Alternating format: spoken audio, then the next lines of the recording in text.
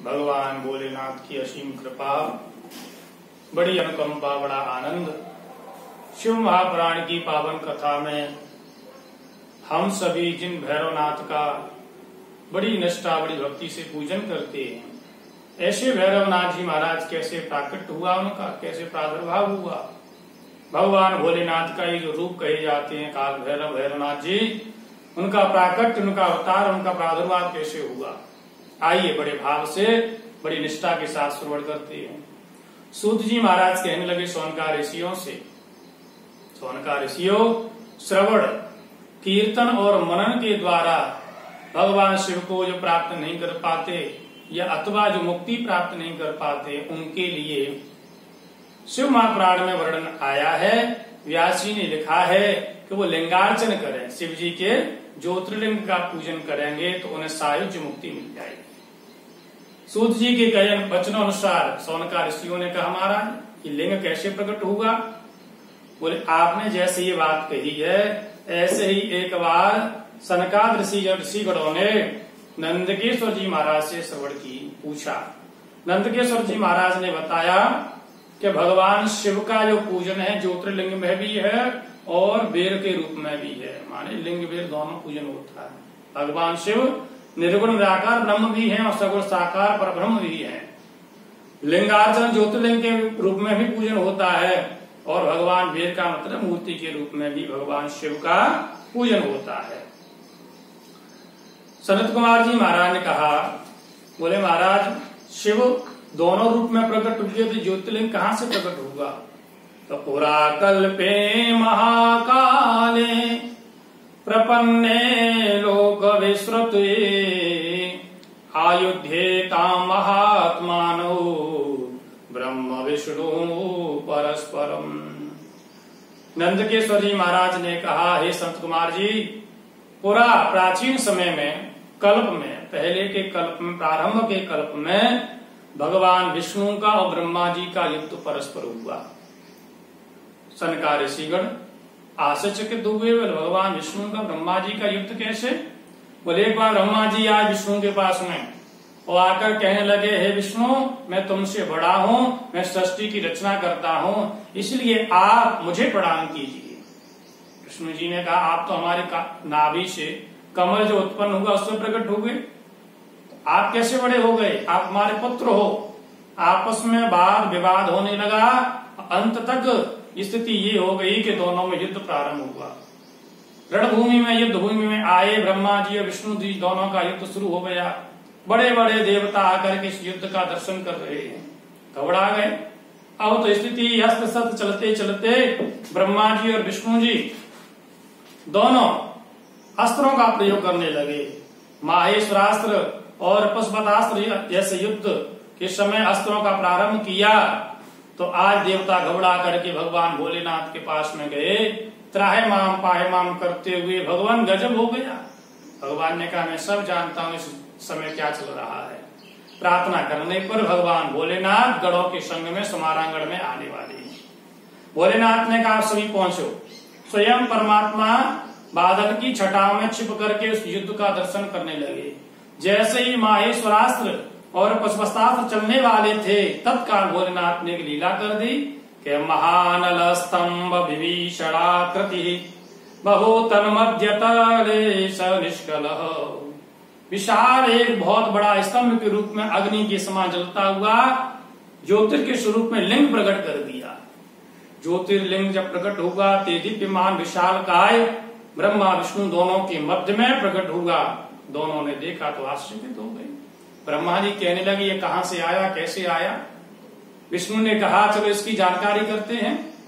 तो भगवान विष्णु और ब्रह्मा जी दोनों ने ही विचार किया, चलो इसका हम जो है मूल भाग खोज करके लाएंगे, ये कहां से प्रकट हुआ है। विष्णु भगवान ने कहा, ठीक है, हम जाते इसकी जड़ को देखने के लिए और तुम जाओ ऊपर का भाग देखने के लिए।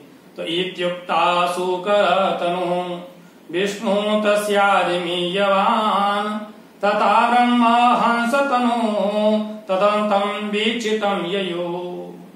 विष्णु भगवान ने शूकर माने बारह का रूप धारण किया, सुअर का रूप बना करके, और जो है स्वयं चल दिए। भगवान जो है आज यहाँ से धीरे धीरे जा रहे हैं नीचे के भाग को देखने के लिए।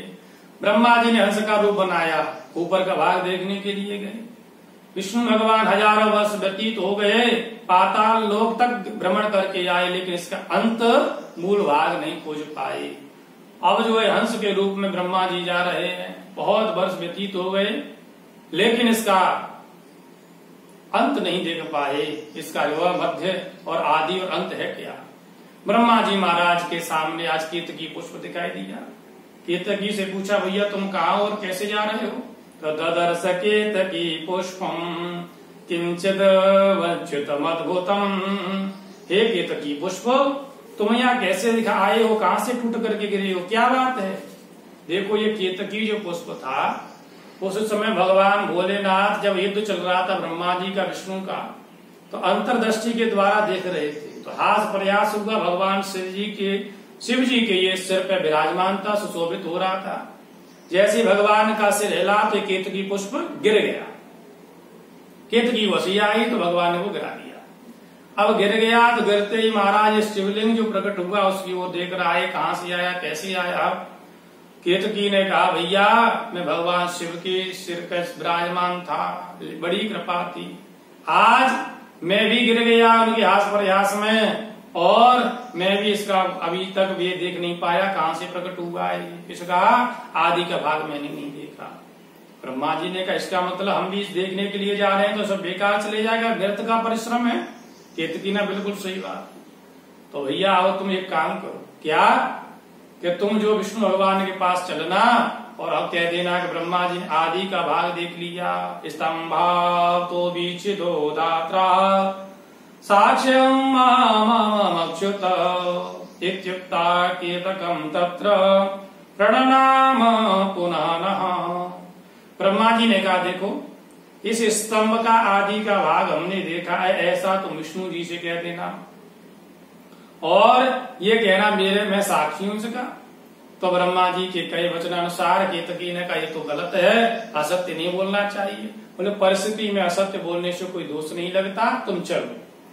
अब जो ब्रह्मा जी केतकी को लेकर के संग में आए और बड़े प्रसन्न चित्त के साथ में कहने लगे विष्णु से, देखो हम इस स्तंभ का आदि का भाग देख करके आए हैं, ऊपर का भाग देखा हमने।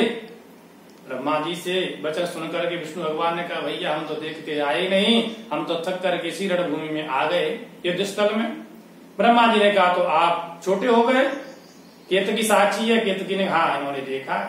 विष्णु भगवान ने कहा, ठीक है भैया आप भगवान हो, ईश्वर हो, ऐसा कह करके, और दोनों भगवान रूप धारण करके विराजमान थे।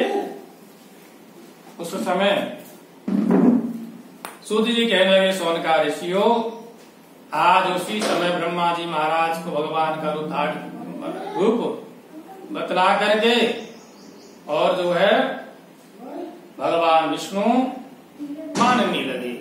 ब्रह्मा जी विष्णु के इस चरित्र को देख करके, ब्रह्मा जी के किए कार्य को देख करके आज शंकर भगवान बड़े आश्चर्यचकित होंगे, क्रोधित हुए, और तत्काल उसमें से एकदम प्रकट हो गए। विधिं विहर्त षट मनिंगत स ईश्वर तत्र बभूषाकृति।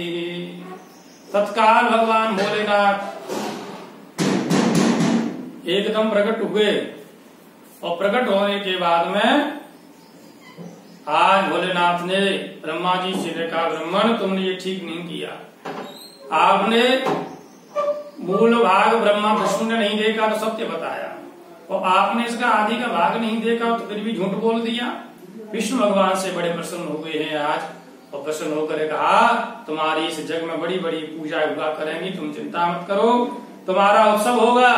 लेकिन ब्रह्मा जी ने बड़ा कष्ट का विषय किया, झूठ बोला, सत्य बोला। 5 शर्तें ब्रह्मा जी की। अब भगवान भोलेनाथ को बड़ा आवेश आया, और आवेश में आकर के भगवान की भ्रूम के भौं के मध्य में से, भोलेनाथ के भौं के मध्य में से एकदम प्रकट हो गए भैरवनाथ जी महाराज। तो ससजात महादेव पुरुषम कंचिदाद्भुतम भैरवाक्यम भ्रुवो मध्या ब्रह्म दर्प जिगांसया। शिव जी के भौं के मध्य में से भैरवनाथ जी महाराज विशाल रूप धारण करके प्रकट हो गए। आज ब्रह्मा जी के अहंकार को, ब्रह्मा जी के गर्व को नष्ट करने के लिए, और जैसे विशाल काय के रूप में प्रकट हुए, उसी समय भगवान भोलेनाथ से कहा, हे देव, मुझे कैसे प्रकट किया है, कौन हूं मैं, कहां से आया हूं और किस लिए प्रकट किया, आज्ञा करो मुझे क्या करना है। भगवान भोलेनाथ ने कहा, तुम भीष्म के समय भैरव की स्थिति में प्रकट होगा, इसलिए तुम्हारा नाम भैरव होगा। हम इसके प्रकट करने वाले हैं और तुम्हें जो ब्रह्मा जी को दंड प्रदान करना है। अब जो भगवान भोलेनाथ की आज्ञा पा करके खड्ग हाथ में लेकर के और 5 माह से ब्रह्मा जी का तत्काल नष्ट कर दिया। अब जैसे से 5वां नष्ट हो गया, ब्रह्मा जी घबरा गए, देवता भी घबरा गए। विष्णु भगवान ने प्रार्थना की, महाराज आपने ही 5 सर दिए थे, अब क्षमा करो, कृपा करो। त्रायमाम करते हुए ब्रह्मा जी ने क्षमा याचना करी। भगवान भैरवनाथ ब्रह्मा जी को दंड देने के बाद यहाँ से चले गए। विष्णु भगवान और शंकर जी दोनों विराजमान थे। अब भोलेनाथ की जो दृष्टि गई केतकी पुष्प पर, अरे केतकी, तूने तो बड़ा ही दुष्टता का कार्य किया है। अता देव केतम, हे केतकी, तुमने जो असत बोल करके अच्छा नहीं किया।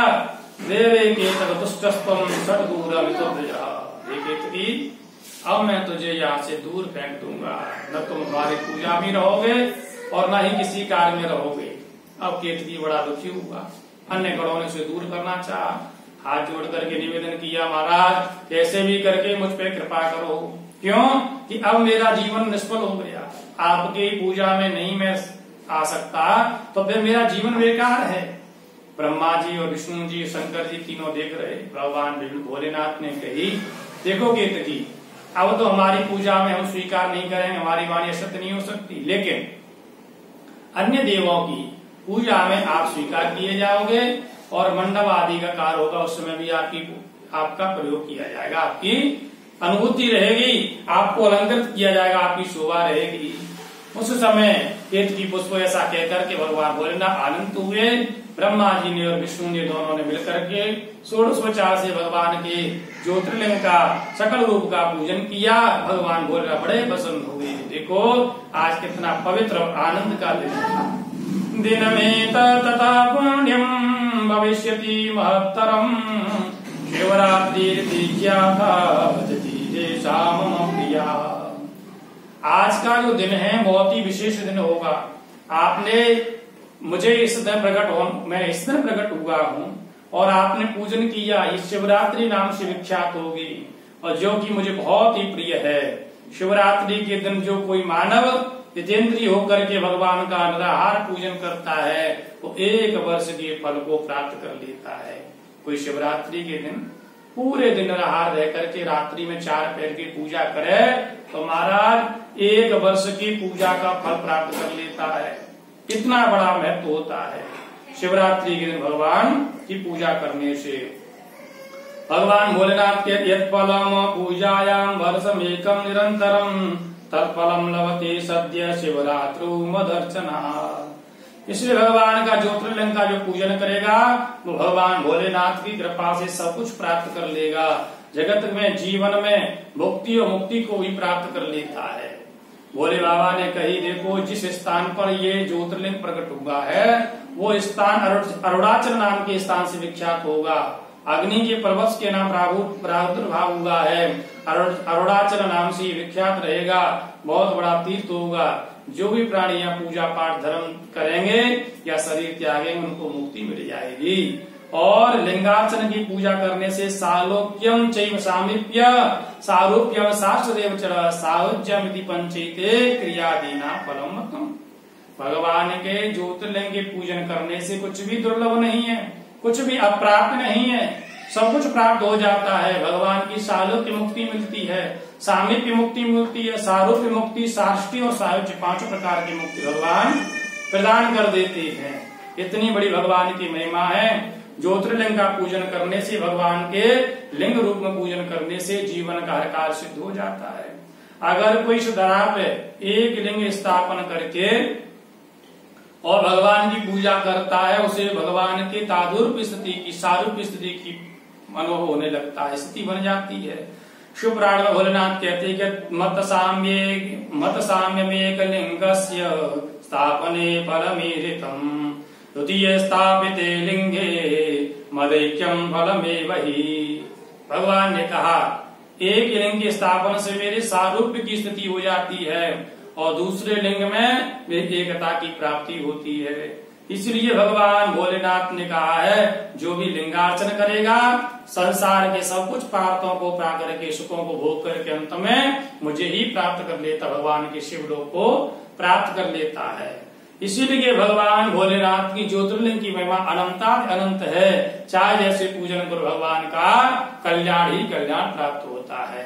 भाव भक्ति निष्ठा से जो भी पूजन करते हैं संसार में सुखों को भोग करके भुक्ति और मुक्ति दोनों प्राप्त कर लेते हैं। भगवान की सहज मुक्ति स्वाभाविकता भोलेनाथ प्रदान करते हैं।